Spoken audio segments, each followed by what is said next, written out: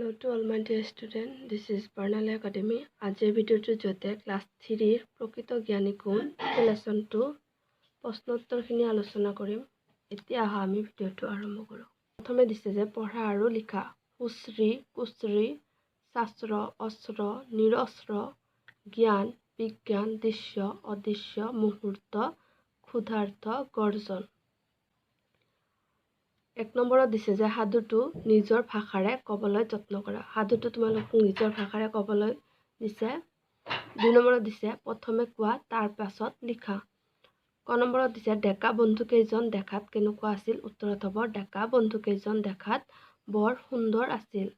খ নম্বৰত দিছে ডেকা বন্ধুকেইজনে বিদেশলৈ ফুৰিবলৈ যাওঁতে ৰাতি ক'ত জিৰণি লৈছিল?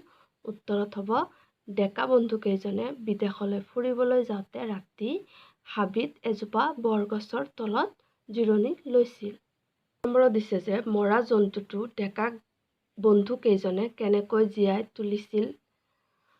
উত্তৰত হ'ব প্ৰথম দুজনে মৰা জন্তুটোক হাড় মূৰ মাংস তেজ একলগ কৰিছিল আৰু তৃতীয় ব্যক্তিজনে দেহত প্ৰাণ দি মৰা জন্তুটোক জীয়াই তুলিছিল।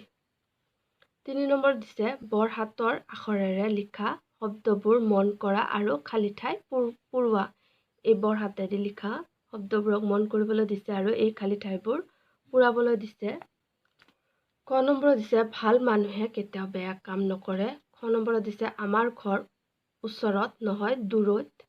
গ নম্বৰত দিছে এনেকৈ চিঞৰ বাখৰ কৰা উচিত নে অনুচিত ভাবি চাবা।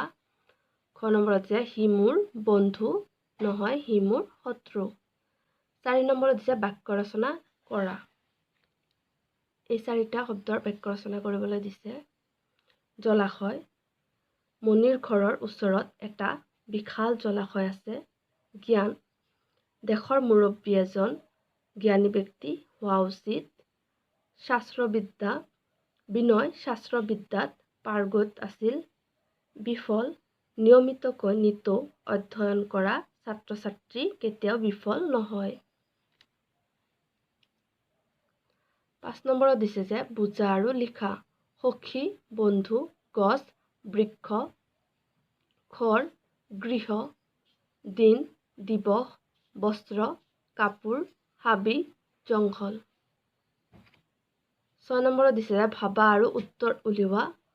পুৱাৰ ভাগত 4খন, দুপৰীয়া 2খন, সন্ধিয়ালৈ তেওঁক লাগে ভৰি 3খন, তেওঁ বাৰু কোন কৰিছানে মন?